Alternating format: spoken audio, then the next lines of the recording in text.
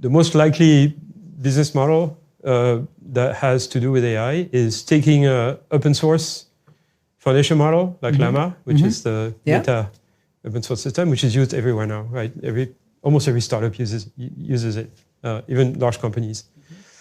So take an open source platform, whether it's an LLM or an image feature extraction system or a segmentation system, whatever, and then fine-tune it for a particular vertical application and become an expert in that vertical application. And which vertical should we pick? Like I spoke any vertical, right? So, no, but I want to know, like, give me like top 3. We did Gates, we interviewed him recently, and he said focus on building that layer around law because the legal processes are ripe for disruption. That's a good example, right? If you had to pick 1 or 2 more? Well, I mean, in sort of B2B, there is legal, accounting, business information, right? I want some report on the competitive situation in a particular segment of the market, fintech, finance. I mean, those are obvious areas.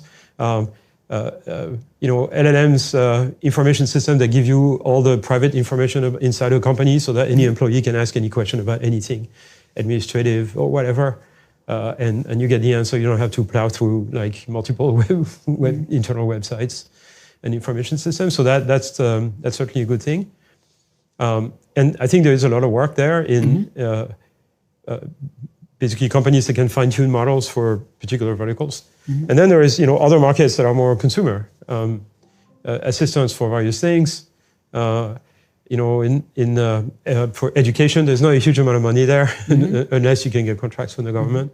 But education certainly is a wide application. Probably the other big one is health. Right. So there are a lot of companies, particularly in the developing world, that are being formed for using LLM to provide assistance, medical assistance, essentially. You call up your LLM and you say, well, I have those symptoms, should I go to the hospital or like, this is issue I have. And it's much easier than to get an appointment with a doctor. There's certain parts of the world where it's basically impossible to get to see a real doctor.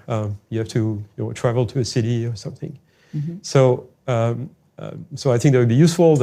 Other applications in rural areas, particularly things that are enabled by AI assistant that can speak local languages and serve people who are not particularly comfortable with literacy, that don't write very much, don't read very much. So interacting in your own language through speech with an AI assistant, I think opens up a lot of applications in agriculture, in all kinds of